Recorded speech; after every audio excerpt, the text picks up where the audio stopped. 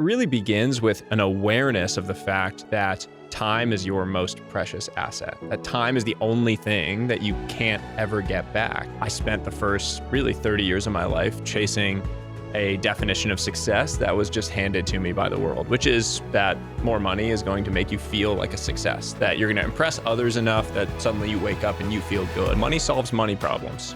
It doesn't solve any of the other ones. This idea of balance has been hijacked. Everyone that talks about balance has convinced you that your life needs to be balanced on like a micro daily basis. That's not how life works. Your focus is your reality. The human mind, what we focus on becomes true for us. Let me assume that this is going to take twice as long as I currently think and be half as profitable. Do I still want to do it? If I don't want to do it in that moment, in that day, I'm not going to want to do it in a month. I was sort of winning that game, but every other area of my life had really started to suffer. I believe that your mindset or your stress impacts what happens. I think as a society, we glorify being humble to the point of where people feel they can't celebrate themselves. You are that main character in the movie of your life, and there is something that the audience would be screaming at you right in this moment.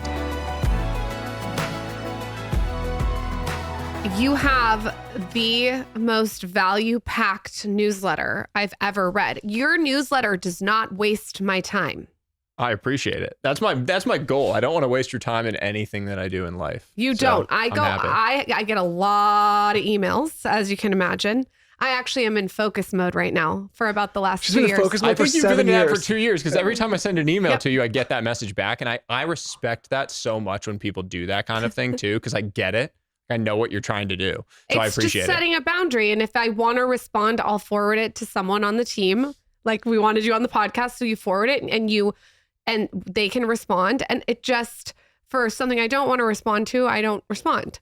So your newsletter, I get it. I read it. I consume it. I love it. It doesn't waste my time. So the fact that you wrote a book, I'm pretty excited about that because I'm a huge reader. I think it'll do the same thing. I don't think it'll waste your time, and it will have high density of ideas per page. If someone were to strip away your financial wealth, which of the other 4 pillars of wealth would you put as the next priority? Or the priority, maybe you put something above finance, but if someone's traditionally just thinking about finance. I think time wealth is where everything begins for everybody. Time wealth is really about freedom to choose how you spend your time, who you spend it with, where you spend it when you trade it for other things. And it really begins with an awareness of the fact that time is your most precious asset, that time is the only thing that you can't ever get back. And that's really hard to get through to young people in particular, because time is one of those things that we basically don't think about our entire life. And then at the very end, it's the only thing you think about, but it's too late. Then you're dead. And one of the things that I just want to get through to people with this book or with the ideas that I share in general is just take advantage of the time that you have. Like if I were to ask you, would you trade lives with Warren Buffett? He's worth $130 billion. He has access to absolutely anyone in the world. He flies around on private jets, has all these mansions, all of these things. You wouldn't trade lives with him though, because he's 95 years old. There's no way you would agree to trade the amount of time you have left for all of the money that he has. And he would give anything to be in your shoes, trade away all that money.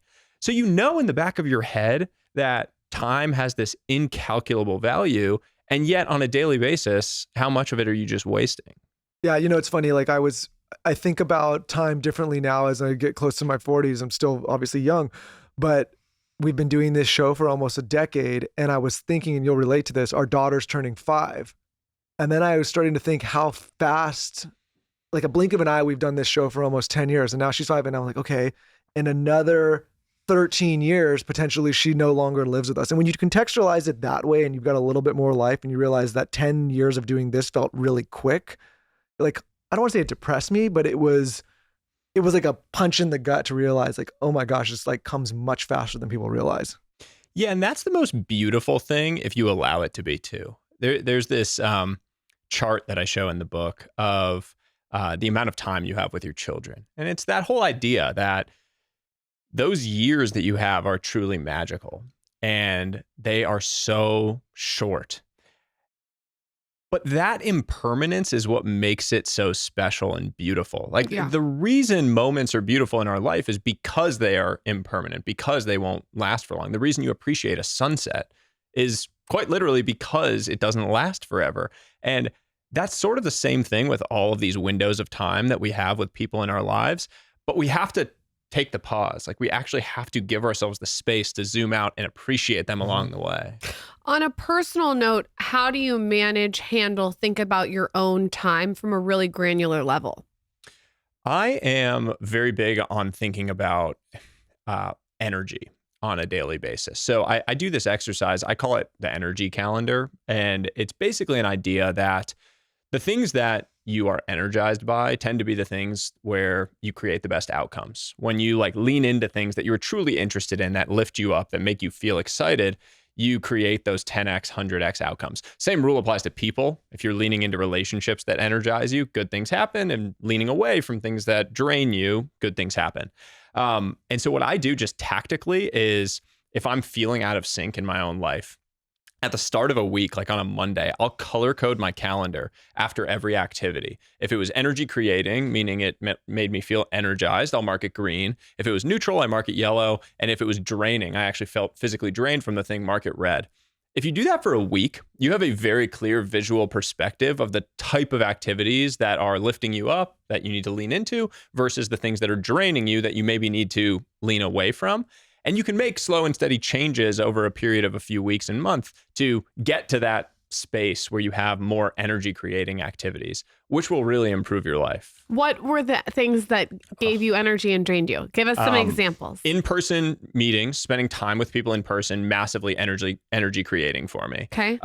Creative work, when I'm actually creating things like writing, crafting things, whatever it might be, the book writing, all of that, super energy creating.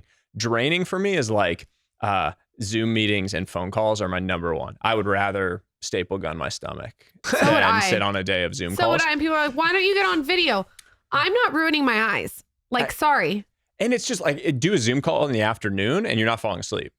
You're just like sitting there staring at a screen. No, thank you. And so, but like the pushback that you get when you say that is, okay, well, I have to be on those things. And the first time I did this, I was working in my 80 to 100 hour a week finance job. And I had that same mindset. But the reality is you're actually in more control than you think. And so what I did was I noticed that walking phone calls were actually pretty energy creating for me because I could be outside. I like nature and just like fresh air. I was more present on the call. I wasn't multitasking.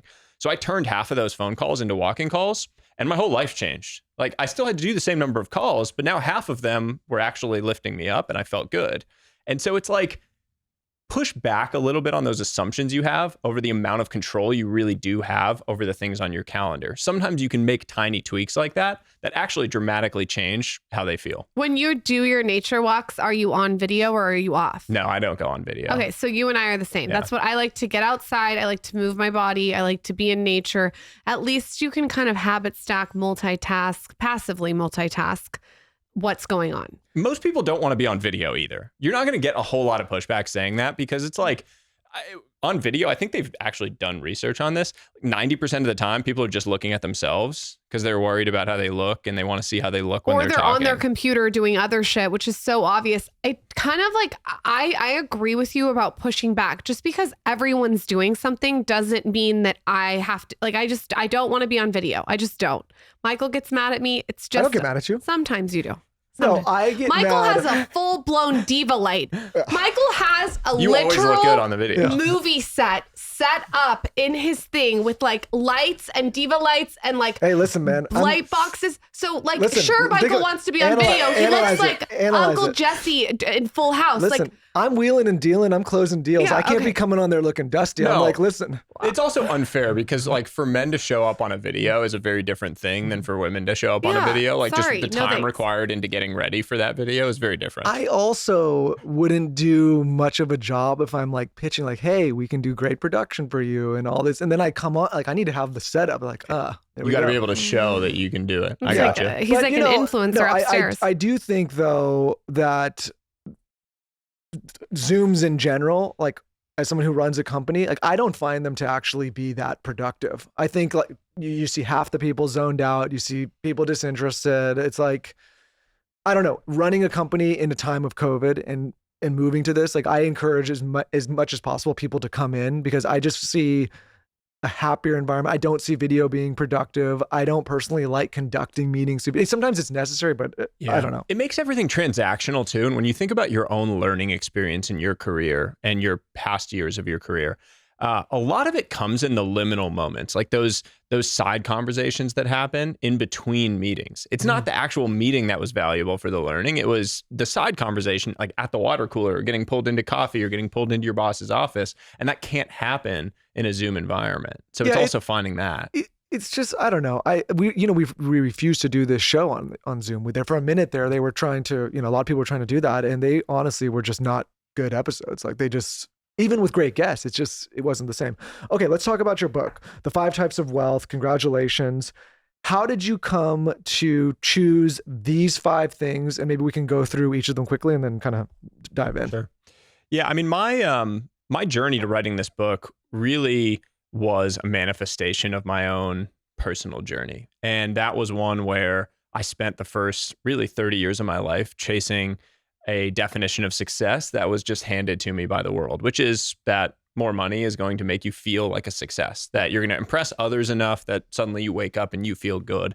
And unfortunately, what I found along that journey was I was sort of winning that game, but every other area of my life had really started to suffer. And that was everything from my relationships with my parents, was never seeing them. My sister, my relationship had ground to a halt. My wife and I were struggling to conceive at the time, unfortunately, which was really a strain on us. I was drinking 7 nights a week. My mental health was all over the place. So all of these other areas of my life had started to suffer. And from the outside looking in, I was winning the game. And I started to have this sensation of, if this is what winning feels like, I have to be playing the wrong game. And it all came to a head for me with this one conversation when my parents' mortality was sort of brought and shined into the light, just the recognition that they weren't going to be around forever.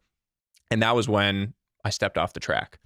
And when I stepped off the track, the first thing I tried to figure out over the coming months was, what is the right scoreboard to measure my life around? Like if this was the wrong one, if just focusing on money was not working in terms of where I was headed, what was the right one?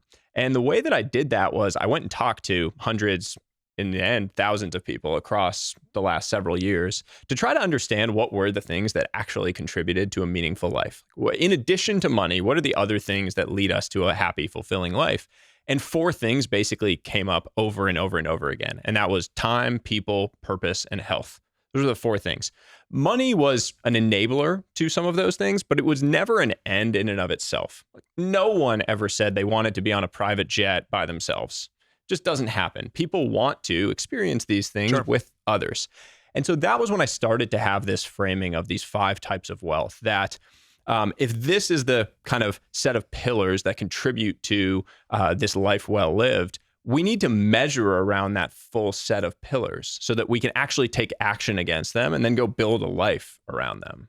So when you started doing the research for the book, how did you go about, kind of not only just like your own experience, but I see there's a lot of different graphs and charts, and I just got the book today. I'm going to dive in, but how did you kind of go about actually pulling these data points and proving some of these things that you're trying to articulate? It was immersing myself in the human experience. There's a lot of research, there's a lot of data. All of that stuff is included in the book. There's, science backing all of these different ideas around, our relationship with money and how it impacts our happiness. All of these different types of wealth have a variety of science that supports their impact on your life. But the reality is that the human experience is what matters most. And to understand something deeply human, you have to immerse yourself in the human experience. And so what you'll notice as you dive into it is you will find yourself in one of the stories of the different people that I spent time with to understand these different types of wealth. I mean, the parents that I sat with who had tragically lost a child and come to understand the impact on their life and how to navigate that grief, the people who had stepped off the track to spend more time with their kids during these years, only to go back and realize in a next season of life, they could focus on their professional aspirations. Just the people building their life in different ways and finding their version of a wealthy life. Because that was really what I was after. The whole idea was like, you will never feel successful unless you create your own definition of success. And that's what this is all about. It's not, it is about identifying what truly matters to you. Figuring That's out why I your like your true content, north. though. That's exactly what you just said is why I like your content. You don't preach at the person who's consuming it. You allow us to come to our own conclusion of what the definition is. And even if it's a newsletter, it could be like a small piece of content that you do. You don't say this is what you're supposed to do, which a lot of people do, as you know, they preach at you. You just say, here's the information. And then the person who's consuming it sort of comes to their own deduction. That's what I love about your content. I didn't know that's what I loved until you said that. That's right at the beginning of the book, by the way. And I'm sorry to interrupt you. I say in like the first few pages of the book, this book will not give you the answers. And that is like a terrifying thing to say at the start of a self-improvement book. You're like, oh, the publisher was even just like, wait, are you sure you want to leave that in there? And it's so important because the greatest discoveries in life come not from finding the right answers, but from asking the right questions. And this book is about asking the right questions because then you can uncover the answers that make sense for you. It's not me giving you the answers for your life. My life is totally different than yours. I have a totally different set of lenses and considerations. I want to arm you with the questions so that you can sit with them, ask them to yourself, and come to those answers. So when you asked yourself these questions that you've put in the book, what did you find as your definition of success? I want to be able to take my son in the pool at 1 p.m. on a Wednesday. Yeah. That is basically the wealthiest I ever feel, is when I can do that. Because it means I have the freedom to decide that I can, out of 1 p.m. on a Wednesday, I can go outside and take him in the pool. It means I have the level of financial wealth to have a pool, which is nice. And it's like a nice thing. And it means that I'm healthy. It means that I have a bond with my son. It means that I have a feeling of connection and purpose to my family. It means that I am literally filling my cup across this entire 5 types of wealth. And when I think about my version of enough, like when I feel like I have that beautiful feeling of enough where I'm not chasing more and more, it's in those moments when I'm getting to spend time with him. Time's it's the foundation of time. Having the time to be able to do what you want. Time's a big one. You're right. On the reverse of that, as you were writing this book, did you find one of these types of wealth to be kind of the one that stood out for most people to lack the most? I don't know if that's the question, right? But essentially, like, was there one of these things where a lot of people are just lacking and they have a regret because of it? Time is the biggest one. Time was the biggest one. Yeah, time. And that is because we live in a culture that prizes busyness. I mean, you go to a cocktail party and people ask you how you're doing and everyone says like, I'm busy. And they like have this real pride around it. And people are supposed to come pat you on the back because you must be impressive if you're busy. And we use it to protect ourselves at work. We say we're busy so that no one gets on our back or wonders what we're doing.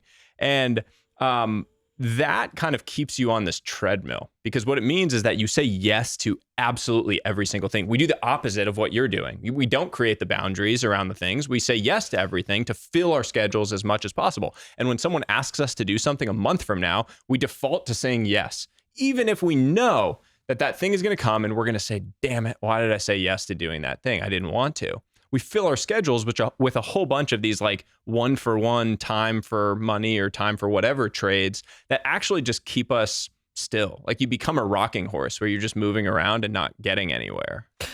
I have a little tactic that I do for that. If it's a podcast guest or a dinner date or an event and someone asks me to do it, and let's say it's a Monday and I don't want to do it that night, and I don't want to interview that person that day, I say no. It's the best. But it's taken me years to get here. If I don't want to do it in that moment, in that day, I'm not going to want to do it in a month. I'm just not. That's my little tip. It's 100% true. And the other one, so I do that for personal, and I think it's a great hack. For professional opportunities, the one that I share in the book is if you think about it and you say, let me assume that this is going to take twice as long as I currently think and be half as profitable. Do I still want to do it? Ooh. Because we are so wired to be overly optimistic at the start of something. Like you take on a new project, new opportunity, you're like, this is going to crush it and it's going to take a year to do. Now assume it's going to take 2 years and it's going to be way less profitable. Do you still want to do it? Because if the answer is still yes, you should lean into the thing. It's going to be incredible. You're going to feel energized around it. But if the answer is no, just don't do it. Don't take it on. What is the surfer mentality concept? Ooh, this is one of my favorites. I've dated some surfers, so I think I know. I know the Are you a undertone of surfer? this. Not me. Not you. Wasn't me. I'm scared of sharks, so I don't even surf. The surfer mentality is the idea that when a surfer gets up on a wave, they enjoy the present moment, even though they know that the wave is eventually going to end and maybe even crash down on top of them. They're able to actually just enjoy this wave with the knowledge that there are always more waves coming in the future. And they know that the most important thing is that you can't catch any waves sitting on the shore. You have to put yourself in the water. That idea, as it applies to your life, is essential, because the knowledge that there are always more waves coming is what allows you to just embrace whatever wave you're currently on. You may find yourself in this wave of grief, a wave of struggle, a wave of challenge. You may find yourself on a wave of growth, a wave of creation, this wave of incredible things happening. That wave is eventually going to end. And either way, whether it's good or bad, and recognizing it and being able to just appreciate it for what it is, rather than trying to struggle against it or fight it, is such a calming and peaceful mentality for just navigating these natural seasons that your life has. What's a wave that you were on recently? Like, what's your recent wave? I am very much in a wave of unbalance right now. Okay. This idea of balance has been hijacked. Everyone that talks about balance has convinced you that your life needs to be balanced on like a micro daily basis. Like, Right. I need to have the perfect amount of family time and health and personal time and work in order to feel like I'm balanced. That's not how life works. You are going to have periods, seasons, waves of unbalance that you need to just lean into in order to have the waves of balance later. And struggling against that actually just stresses you out and creates anxiety. It's okay to have a period, a wave, when you are unbalanced, as long as you have the knowledge that you are trying to work towards a macro view where you have zoomed out more balance in the long run. Michael and I look at our whole life like that. It's literally how we look at our calendar. Like, we'll go to LA for a week and interview, 15 people. And it's literally like balls to the walls, work your fucking ass off. But then when we come back the week after, it's like, we'll have slime at the library or like Lego, like it's just you're so right. It's not necessarily balance on a micro level. It's the macro level that you really should look at. The counter to that, I always Lauren and I have been together for a long time now, and we've worked together in different capacities for a long time. And I always find it funny when I see these couples talking about how you need balance and like we carve out time to talk about the business and then not. I'm like, there's no such thing. Sometimes something is going on with the business and we want to have a date night, but something needs to be addressed and it derails the whole thing. Or sometimes, we want something happens with kids. The whole idea that like everything needs to be in balance all the time is actually more stressful on the relationship. More stressful. Yeah, and 100%. And even for the parents out there, and you're, a parent yourself, like if your kid gets sick in the morning, that's what happens. You're not balanced. How are you unbalanced right now? I am in this period where I am very much focused on trying to share the ideas of this book and have it be as successful as possible and reach and impact as many people as possible. And that necessitates certain things about how much you're traveling, how much you're away, how much you're talking to people, how much you're working. That is very abnormal for me relative to how I would normally like to live my life. In particular, as it relates to the amount of time I'm getting to spend with my son. He's 2.5 years old. So like, every day is precious with him right now. Yeah. And so I'm hyper aware of when I'm away. He's old enough now that he actually understands it.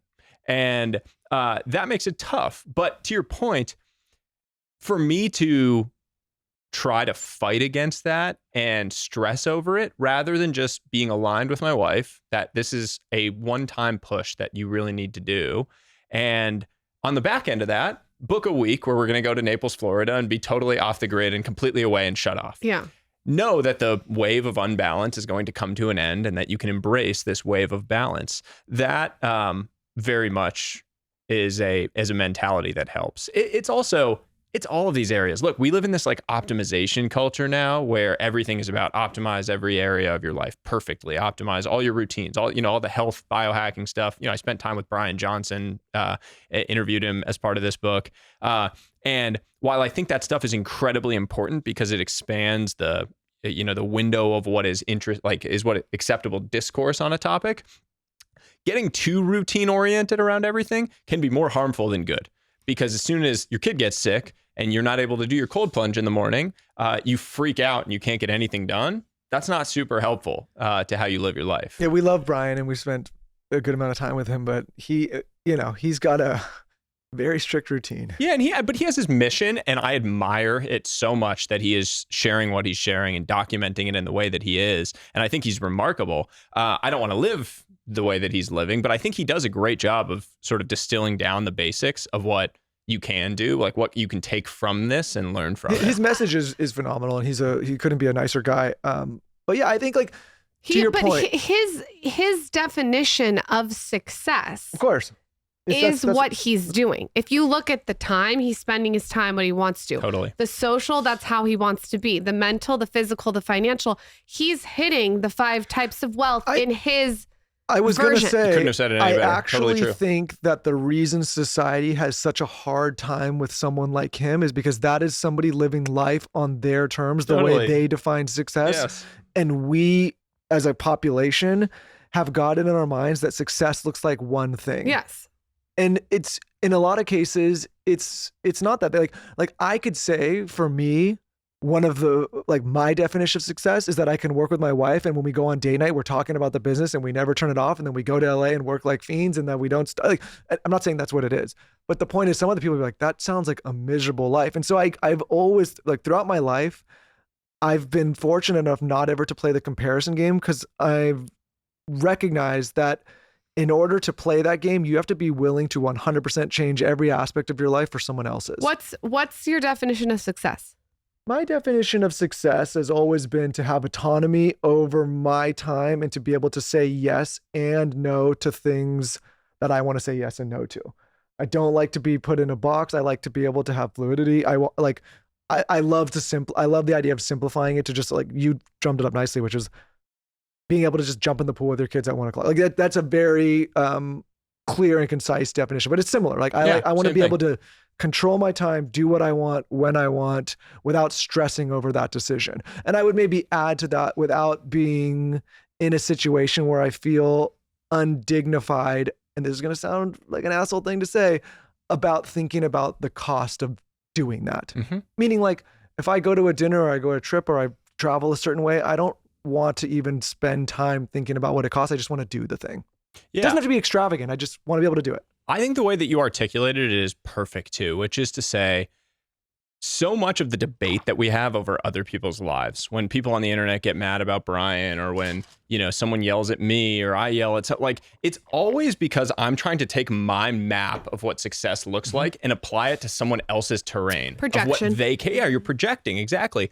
So part of what's so empowering about this idea is that there are a lot of people out there in the world who do not feel successful based on the traditional definition, but are crushing it according to this definition. One of my good friends from my college years moved back home after getting a Stanford degree and became a gym teacher and coaches the high school sports teams. Traditional definition of success, it's like you got a Stanford degree and now you're coaching high school sports, probably making $50,000, $60,000 a year, not really doing great, but he lives close to his entire family, has 2 beautiful children. He's super fit because he gets to work out all the time. He loves working with kids, loves coaching, has tons of free time because he works like 9 to 3 on a daily basis. He is living a very wealthy life, in my perspective. And according to his, he is very, very happy and fulfilled. And so just because the definition of success doesn't line up with what I would want or what you would want, doesn't mean he's not successful. We're applying our map to his terrain. And I think guys like that really win in life because they have the mechanism and the muscle to not compare themselves and think that they're lacking something. Like, I have a friend, just like we have a friend, and beautiful kid, beautiful wife, works out all the time, gets to play golf, gets to hang out, like, stable, doesn't think about what anyone else is doing. I'm like, that person is genuinely happy.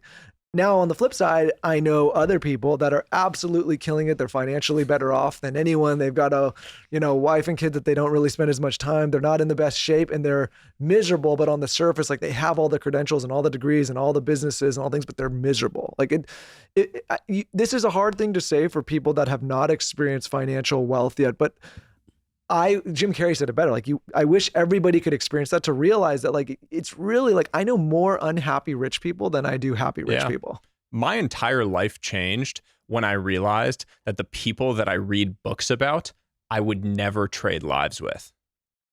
Seriously. Mm-hmm. I mean, I would read all of these business books about these successful billionaires, all of these things, and I would think about their lives and I would never trade lives with them. You couldn't pay me any amount of money to trade lives with some of these people because I'm not willing to pay the cost that they had to pay for their success, because in life, there's kind of like, there's the list price that you see for achieving that success, which is like the hours of hard work that you have to put in, the good idea, the good luck that you had.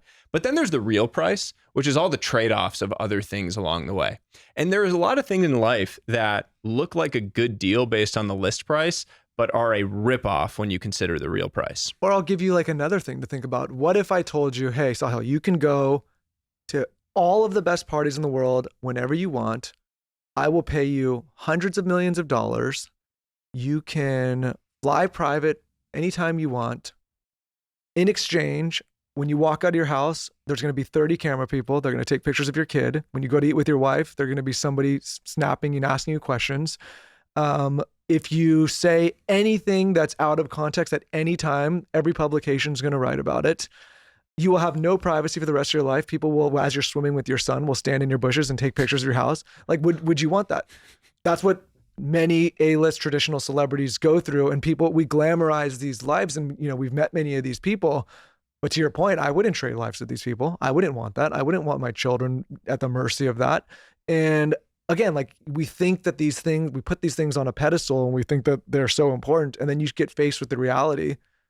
Like most people would say, that's great to have all those things. But what if every party you went to and every restaurant you went to, somebody was standing there taking a picture and waiting for you to slip up? Mm-hmm. Oh, you drank a little too much? Oh, you did something you shouldn't have done?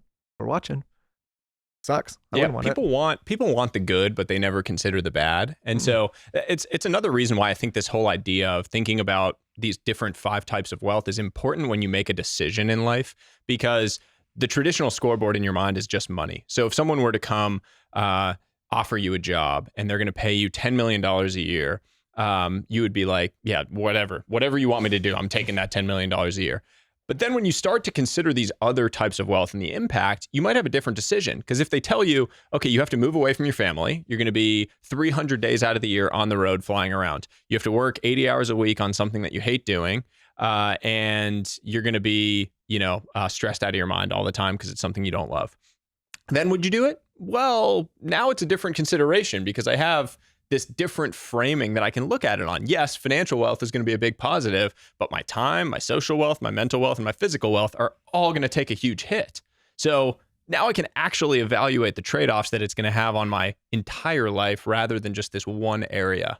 The problem is, and you know this, and I think this is, I don't want to say it's not for women as well, but I think young men in particular, and I can easily say that I was one of these, when you have less experience like that and someone says you're going to get $10 million and you're going to start, a lot of these guys are like, I don't care. Like for sure. I'm like 9 out of 10 dudes are like, I'll take the wealth. Well, in your 20s, I actually think you should. In your 20s, give maybe you that opportunity. But then by the time you get to your 30s, if you've sacrificed your health and your mental well-being, like now you've got a decade of cleanup. Mm-hmm.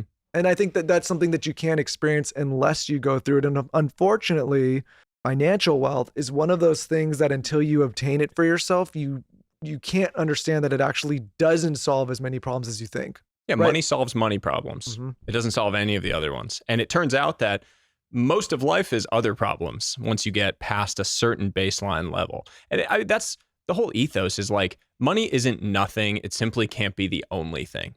And you need to focus on building financial wealth at some time in your life. It does have a big, big impact. It will buy you happiness in the early years of your life. That's why I think that concept of the waves or the seasons is really important, because what it means is that you can have a season of life when you are focused on building financial wealth. In your 20s and early 30s, that's a great time for most people to focus on building their career, building that financial wealth base that will compound for the rest of your life. But as you get into future seasons of life, starting to think about these other types and starting to prioritize others potentially is a really healthy and fulfilling pursuit. One of my personal passions is talking to people of any age about taking control of their personal finances. Stress around money is one of the leading causes of couples separating, one of the leading causes of stress. If you're stressed all the time about money, you're going to be anxious, you're going to have anxiety. That could lead to so many other things. This is why I love our partnership with YNAB on this podcast so much. YNAB, spelled YNAB, is a life-changing app that helps you do what you want with the money you have. You'll create a flexible plan for your money through the simple practice of giving every dollar a job, keeping you focused on the life you want.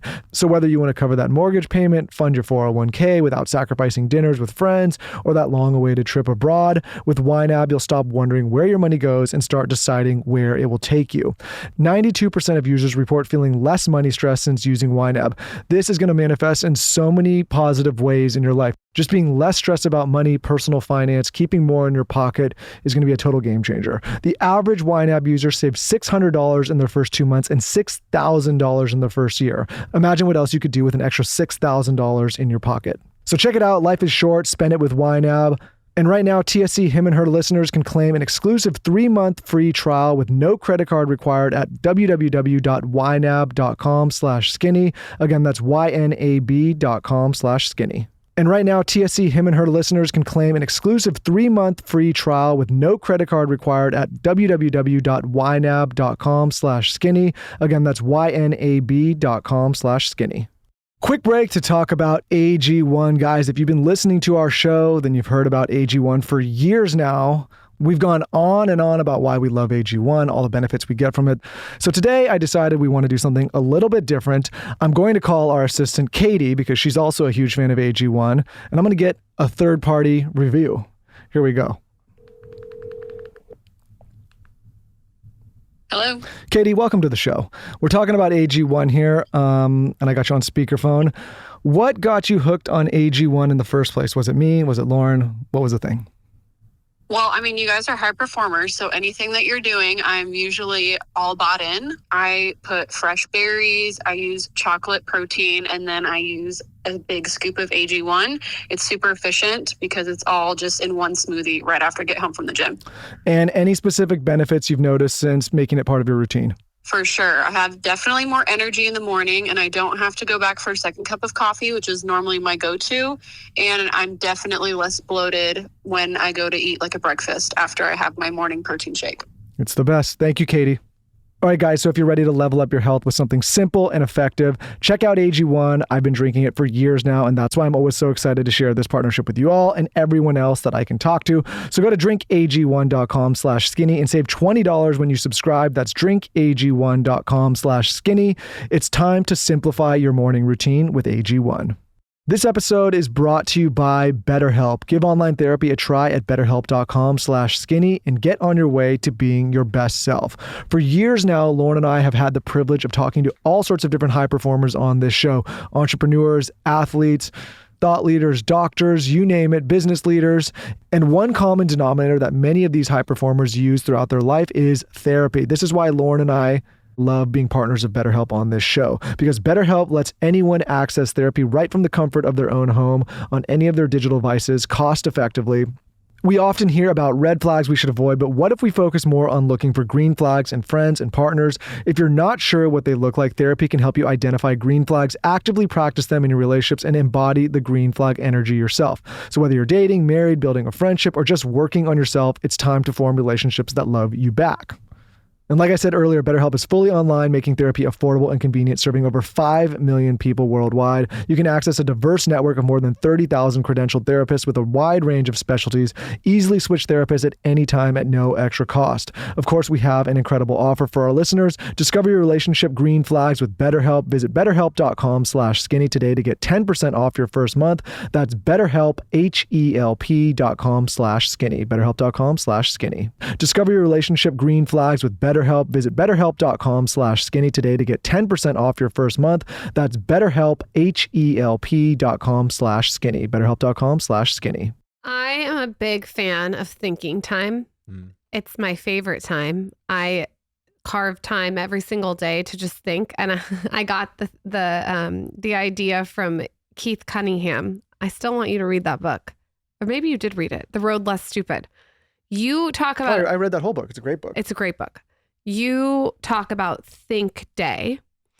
Talk about that. Tell us about that.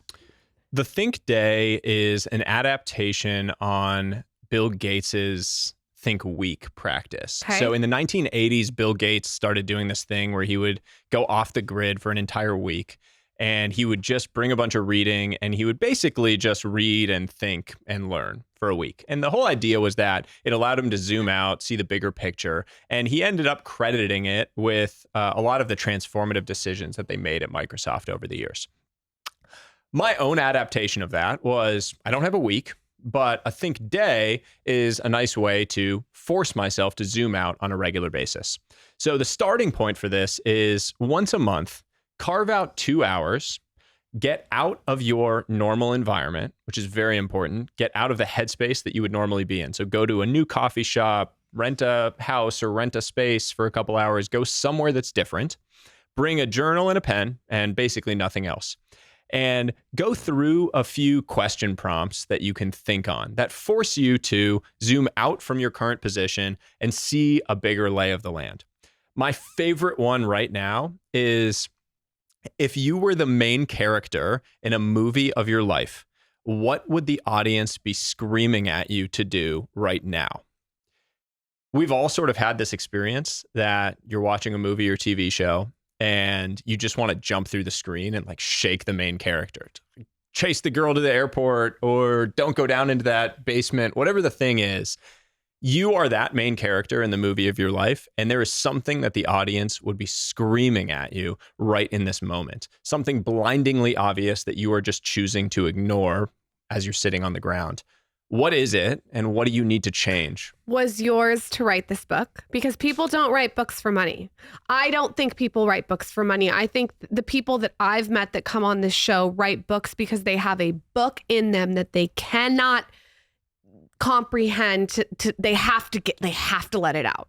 That's the common denominator. I think that's true. I think that's true because it takes too long and it's just not profitable at some point. I think there are people that write books because it's like part of their business ecosystem. Right. It's like a business card. I just wanted to write this book. So it was, you had to get it out. Yeah. Because the ideas had changed my life. Yeah. And I wanted other people to share that benefit. So were you shaking your main character? Is that what you were shaking your main character about? That was definitely mine 3 years ago when I started this project. I mean, this has taken 3 years. So 3 years ago, yes. More recently, it had to do with this book as well, which was I realized that there are times in my life when I don't give 100% effort to something because I'm afraid of what will happen if I do give 100% and still fail. Give an example. I was not going all in on the marketing of this book because I was trying to create an excuse in my mind if it didn't go well that I could say, well, I didn't really give it my all. So of course it didn't do all of my expectations. I was sort of self-sabotaging through this like it was like a self-protection mechanism grounded in fear. By the way, I think that's a lot of people. I think that's a lot of people with a lot of things. Well, for me, I can relate to you because when I did my first 2 books, you're nervous to like shove it in people's face because you don't want to be like, buy this, because that feels a little bit cheesy. But then as an outsider, as I look at like a Mel Robbins, she's so behind her book. And I think what it is that translates is she's behind her message. And I think that with you, like we could talk about this on air or off air. I think that you are so behind your message. So I think that's what the audience would feel if you talk about your book. But I relate to you though on the other hand, because with my first 2 books, I didn't want to be like, buy my book, buy my book, buy my book. But what I've realized with my next book, I am going to be like Mel Robbins because I do want the message of my next book to be in people's faces. And it's not to make money and it's not to hawk the book. It's because I really want the message in these people's hands. And I think your book has such a great message that you should get behind it and whore it out. But I think people do Well, this. now I'm empowered. So now you buy this book. Buy this book. No, but I think we do this in all sorts. We do this. It's why we don't launch businesses. It's why we don't quit that job. It's why even like simple things like we don't post on social media because we're worried that it's not going to get as many likes or as many comments or as many shares. Like you do these things and you hold yourself back so that you, to your point, you have the escape hatch of saying like, oh, well, it would have worked. You get to maintain the illusion that you are great or better than or capable without having to take the plunge to fail. Mel is a really good example because go look at her Instagram and every single thing is a post of her book and she's posting on every podcast. She went on like 20 podcasts and it's not even shameless. It's that she just wants the message in everyone's hand. Yeah. And I think that that's why I don't feel like I'm being sold to. It's like she's excited about the message and your message is so great. You aren't afraid of failure. You're afraid of what other people will think of you if you fail. Sure. Yeah. It's like the spotlight effect, right? There's two big mistakes in life. One is worrying about what other people think about you. And the other is believing that other people think about you in the first place. Right. Because no one is thinking about you. Everyone's just worried about themselves. Exactly. Well, my next book, though, I'm going to be like spreading my legs I'm looking on forward to it. social media with I'm my looking forward to butthole out. that. I don't care. I'm going to be like, I want every woman to have this book in their hands. I'm going to be like obsessed with it all over. I do think if you're proud of the thing that you've created, that you should feel proud to put it out into the world. Like if you truly put your heart into something, and you can tell that Mel feels that way about the things that she's done, and that's inspiring. I do feel that. I mean, I spent the last 3 years every single day working on something for 3 years. Like I feel like at some point you owe it to yourself. It's not like you owe it to anybody else. You owe it to yourself to put your heart into something after you've put that energy. I think you towards should it. get on and say, Lauren Bostick made me get on to do a 2-minute reel to tell you all the takeaways of this book when this episode goes live. And by the way, we're doing this show, and we were talking about this off air before we started. And, it's been, like I said, 800 of these things. And if you go back to the early episodes, they're atrocious. Episode 1 is still up. It is so bad. It's so cringy. Like Who's it Don't with? speak on Just your own us, Just behalf. the two of you. No, Lauren, it was bad. I mean, everything was, we're in our kitchen. I'm It's my just- own biggest fan. But the point is, like, That's a skill in life, by the way. I am. and I Very guarantee necessary. you could go. You're lucky to be in my presence. You could go through 800 of these, and if you're determined enough, and if you look, like, you'll find a lot of not great episodes. Like, it's just, and I think as I look back now, I look back fondly on those because it's just like, you never know when something's going to resonate with, and what we were saying earlier is, it only takes that one or that two for people to be like, oh, this thing's great. And they completely forgot how shitty episode 1 was. And honestly, even if someone came to me now and was like, hey, I listened to episode 1 and it was so fucking, do you think I'm going to go like, oh my God, somebody came in? I think you're only good as last week's episode, But too. the point is I keep that in my head all the time so you don't get cocky. it's My old baseball coach used to say that you're only as good as your last pitch. It's true. but I don't look at it like if somebody came to me like, it's so bad, like I would kind of just laugh about it at this That point. also should be a point of pride because it course. means that you've made progress. Like I always say that you should always cringe at the 6-month ago version of yourself. Yeah. Because that means that you're growing as a person. That cringe feeling is actually a sign of personal growth. Yeah, I was in the aviation space before this, and I just tell this story. We made these beds it's a super tangent, but anyways, one of the first initial products we did, I remember I was on somebody's private plane wearing some stupid polo trying to like act all official. And I go and I lay on the bed in front of him to give the demonstration. And we had not, like, it was our prototype. The whole thing burst at the seams and I flew on the floor and was laying like crumpled up in a ball on this guy's floor. And it was one of the most mortifying experiences ever because here I was saying like, this is a groundbreaking product. It went on to be a great success, but I look back on that and I laugh. And the point is you have to go through these renditions and these iterations of, whatever it is, a relationship or a business or a content, because you don't get to the other side without those experiences. What are the 4 types of professional time and how do you manage your professional days for the highest quality outputs? Oh, you're going to love this one. I can't believe we've never talked about this, actually. We have not. I haven't sent a newsletter on this either. This is good. So I had this realization that the way that most people spend their time in their professional life is effectively one thing, which is management time.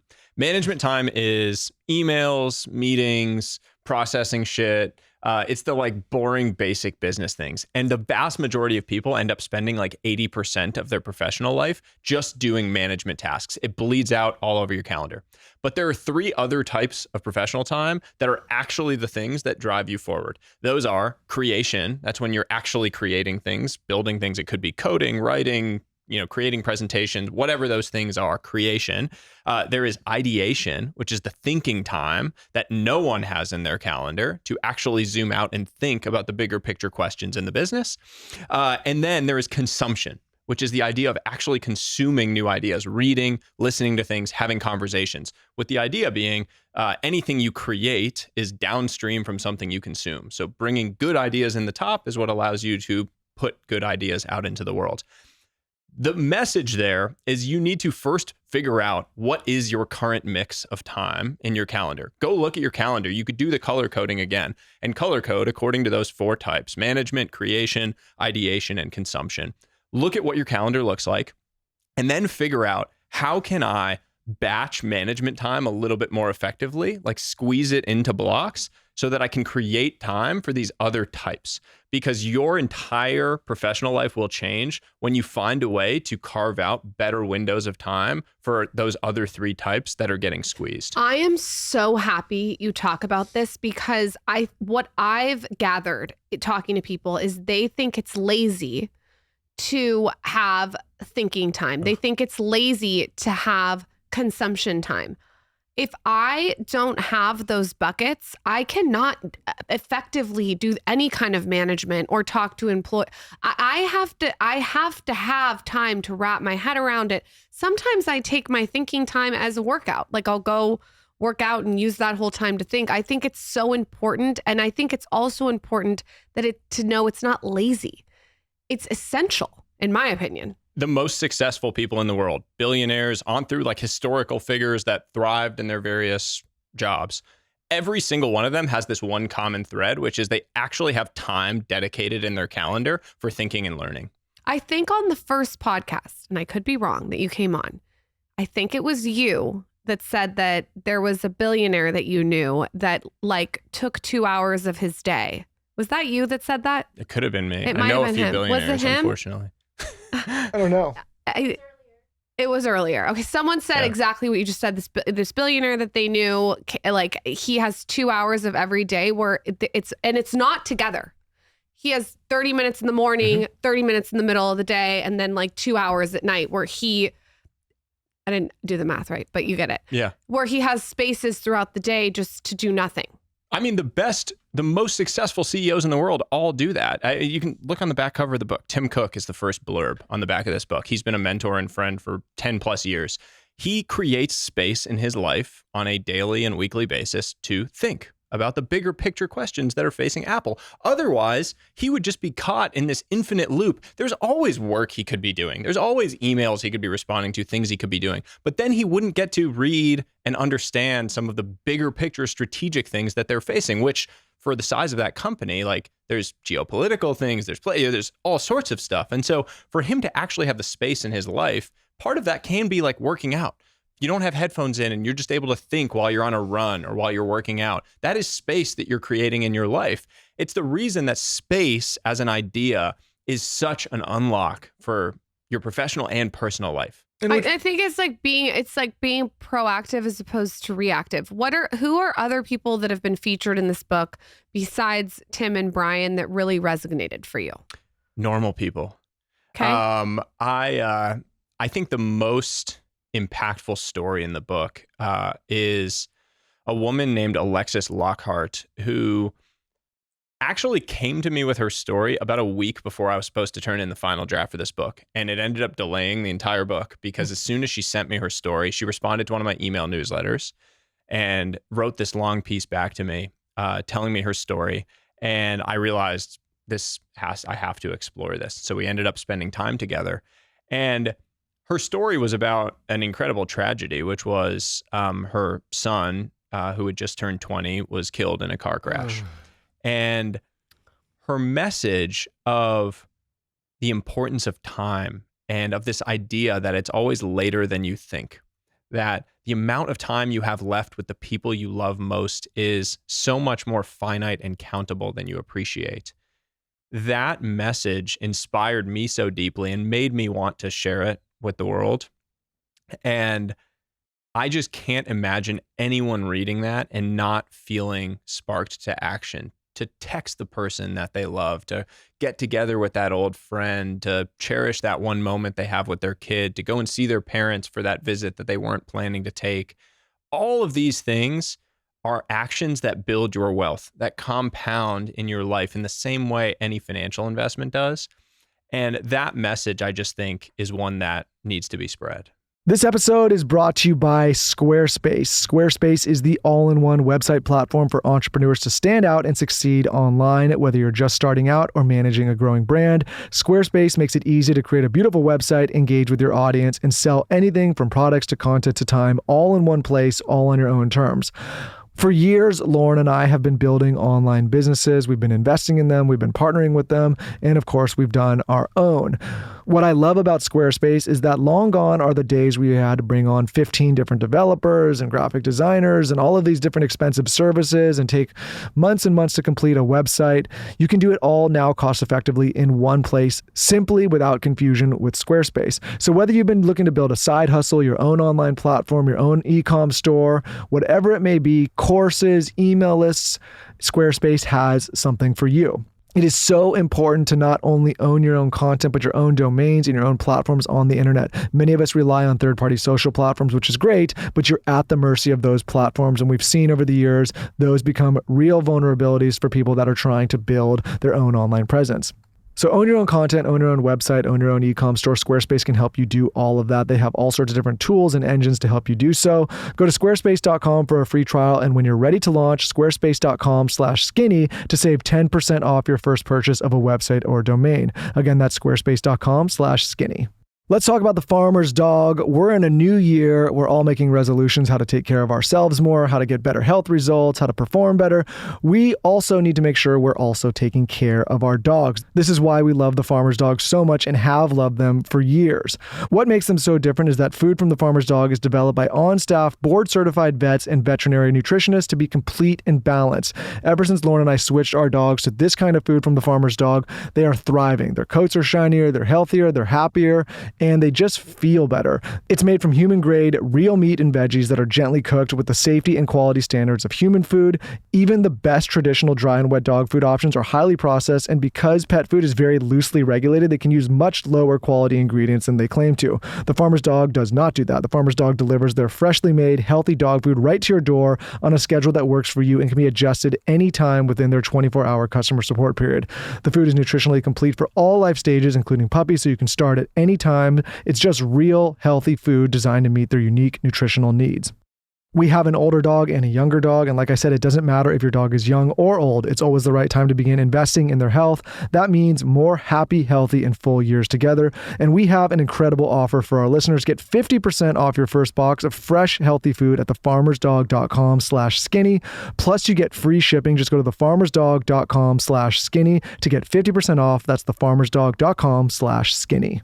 Quick break to talk about Hiya Health. One of the top questions Lauren and I get in our DMs and on this show is, what supplements do you take? What's the best for me to take? What else would you recommend? One question we don't get nearly enough is, what should you be giving your children? Which supplements and vitamins are great for them? This is why I'm so excited to talk about Hiya Health. Typical children's vitamins are basically candy in disguise, filled with 2 teaspoons of sugar, unhealthy chemicals, and other gummy additives growing kids should never eat.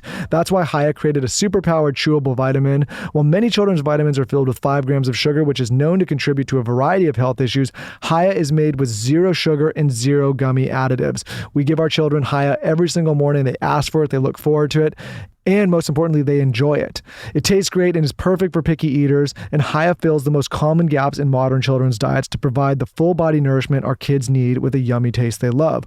Formulated with the help of pediatricians and nutritional experts, Hiya is pressed with a blend of 12 organic fruits and veggies, then supercharged with 15 essential vitamins and minerals, including vitamin D, B12, C, zinc, folate, and many others to help support immune systems, energy, brain function, mood, concentration, teeth, bones, and more. Of course, it's non-GMO, vegan, dairy-free, allergy-free, gelatin-free, nut-free, and everything else you can imagine free.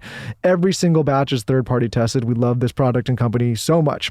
So check it out. We've worked out a special deal with Hiya for their best-selling children's vitamin. Receive 50% off your first order. To claim this deal, you must go to hiyahealth.com/skinny. This deal is not available on their regular website. Go to hiyahealth.com/skinny and get your kids the full body nourishment they need to grow into healthy adults.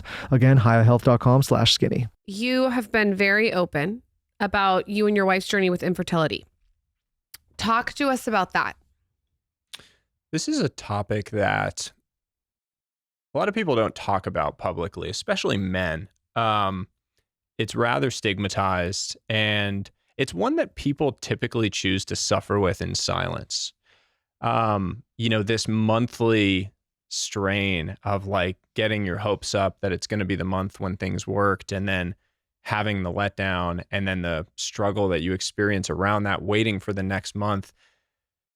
That was a really painful and challenging experience for us. And it was 2 years of really feeling that, and feeling it in a very lonely state, because it was during COVID, in a time when we lived in California where we were really locked down. Yep. And not able to be around people that might have brought us some of the What area were you in? uplift. Remind We me. lived in northern like Bay Area. And so tell us, like you decide to get pregnant, and tell us how that works, and to walk us through the timeline. Yeah, we were, let's see, this is like 2019. We had been married for, at that time, 3+ years. We started to think about having children. We'd been dating since high school. So this was like, a long time coming in some ways. And if I'm being totally honest with myself, which I've never really said publicly, we decided to have children. I would say my focus as a human being was still so narrowly and myopically focused on making money. And I think that impacts your ability to get pregnant. I have no science to support that idea, but I think that the energy that you are putting out into the world gets reflected in what you see and what manifests in reality. And I think that the burden of infertility is something that the woman carries, and not rightfully so in many cases. And in our case, I would place that burden on myself, because I think that my headspace, my stress levels, which stress levels are proven to impact infertility, my health, inner and outer health, were not in a place that would have been conducive to us getting pregnant. And the reason that I feel I have definitive proof around that is because in May of 2021, when I had that realization about our lives and we decided to make this change, we, within 45 days, sold our house in California. I left my job that I was in, and we moved to the East Coast to be closer to both of our families. Within 2 weeks of getting to our new place, we found out that my wife was pregnant naturally. And I'm not a particularly religious person, but it was one of those moments in life when you just feel like God winked at you. Like when things fall into alignment, everything just falls into place as it should.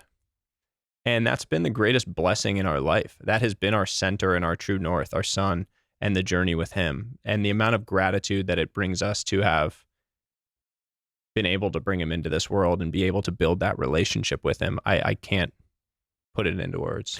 I totally agree with you, and I get in trouble for this, but one of my girlfriends came to me and she's like, I've been trying to get pregnant for 5 months, Lauren, and I can't get pregnant.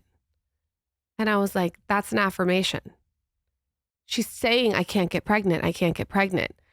And listen, I don't have anything to scientifically tell anyone anything, but with my 3 pregnancies, I have gone into it saying, I'm going to get pregnant. I'm open. I'm ready to get pregnant. And I believe that your mindset or your stress around getting pregnant impacts what happens. Or even for people that are, what have we been called woo-woo before? And, I think, I am woo-woo, we're though. spiritual in that way where I think energy is a real thing and stress is a real thing. I think the counter to all of that is, even if you don't believe in some of the things we're talking about, asking yourself, are those other thoughts and ideas serving you? Is it really worth it? Do you think being that stressed and focused on things like finances is helping you achieve a goal of fertility? Or do you think telling yourself you can't is going to help? It's like anything else. Like, I guarantee you, if you come in and say, I can't make money and I'm gonna be poor forever, like, you're gonna not make money and you're gonna be poor forever. Well, I also, like, how many times have you heard stories, yours being one of them, where people have so much stress around the pregnancy, and then they do IVF and there's so much stress around that, and every month it's not pregnant, not pregnant, not pregnant. And then they get off IVF and they stop stressing and they get pregnant naturally. We've heard so many stories like that. It's you almost have to like go into it being like telling yourself what you want to happen as opposed to what you don't. Stress does impact fertility. I mean, it lowers sperm count. Like, there is real scientific backing to some of what you're saying there. And one of my favorite quotes, there's this beautiful quote. Mario Quintana said, "Don't waste your time chasing butterflies. Mend your garden and the butterflies will come." And the whole idea is that your internal reality creates your external reality. 100%. So mend your internal reality, focus there. The things that you want in life will come to you when you are ready for them. Yeah, we were talking to Tony Robbins, as you mentioned, we were coming here, and one of the things he said is, your focus is your reality. Like, it's just the human mind, what we focus on becomes true for us. So you and I can be looking at the same, like, we could be on the same financial plane. And if I'm saying I have so much and I'm such an abundant life and everything in my life is so great, and you're looking at that same picture with the exact same financial circumstances saying, I don't have enough, other people have more, I'll never be enough. Like, that's your truth and this is mine. It's the same picture, same exact circumstances. It's just you get to choose how you look at it, and I get to choose how, not that you do, but that's the same thing. It's like, if you're constantly telling yourself, I'm so stressed, I don't have enough, this isn't working, it's never going to work, I'm never going to be happy, like that becomes your reality. It is. I mean, we're narrative creatures. We're storytelling creatures. That's actually what allowed humans to survive and thrive as a species. But it has a dark side, which is you just seek out evidence that confirms the story that you're currently telling yourself.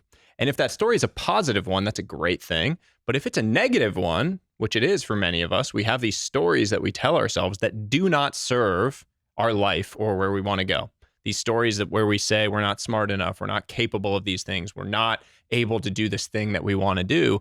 You will find evidence to confirm that story around you, and you will ignore every piece of evidence that would refute it. Yeah, and I also and I've caught flack for saying this in the past, like, I think as a society, we glorify being humble to the point of where people feel they can't celebrate themselves. So listen, it's a great human virtue to be humble. I get all that. But I've said on this show, like, if people heard the way that I talk to myself in my mind, they'd be like, this guy is so arrogant and so full of himself and so overconfident. But the way I do hear it when you're in the shower. But the way I view it is, if it's I'm a narration, not, if I'm monologue, not inner monologue that I get to hear. Shut your mouth for a second. If I won't talk to myself like that, and I won't be my biggest fan, why can I expect everybody else to do that for me? And I think people are not as kind to themselves as they should be. Like, I don't mind being delusional in some ways to tell myself that I'm great and that I'm enough and that, like, I can do anything, because I don't think anybody else is going to do it for me. And so when I see sometimes, especially young guys that I talk to, and they're beating themselves up, or they're trying to quote unquote humble themselves, and maybe they have a partner that's saying they need to calm down, I'm like, it's okay. Like push yourself up a bit, because we have enough people in the society and enough people telling you you're not enough. And so, like, my perspective on that is, like, you should be somewhat delusional at times in the support of yourself, because that's going to propel you to think in an abundant way all the time. Now, you don't want to go to the point where you are so arrogant that you are, making people feel bad, or being delusional to the point where that arrogance is shining in a way that's being destructive to others. But I don't think there's anything wrong with being your biggest cheerleader. I think Kanye West once said... Well, now we're going to... Yeah. No, I do think Kanye West once said something to the effect of, everyone's always telling you to be humble. Mm-hmm. When's the last time someone told you to be great? Yeah, he said it better than me. Yeah. But it's true. I mean, how many times has somebody told you to humble yourself? And listen, there's probably been rightful times where you should, but to your point, how many times has someone come to you and said, like, you should talk to yourself like you're the greatest champion? Like, people just don't do that. Yeah, you hope you can tell your kids that. It seems like a great message to tell your kids. I always love those videos you come across every now and then of, like, someone telling their little kid to, like, look in the mirror and, like, fire themselves up for the day. It's so cute, but you're also like, what a great message to send your kid to just like look at themselves every now and then and just appreciate who they are and what they're strong at, like what they are grateful for, what they feel great about themselves, because you get beat down otherwise. Of course. What do you hope that people get out of your message?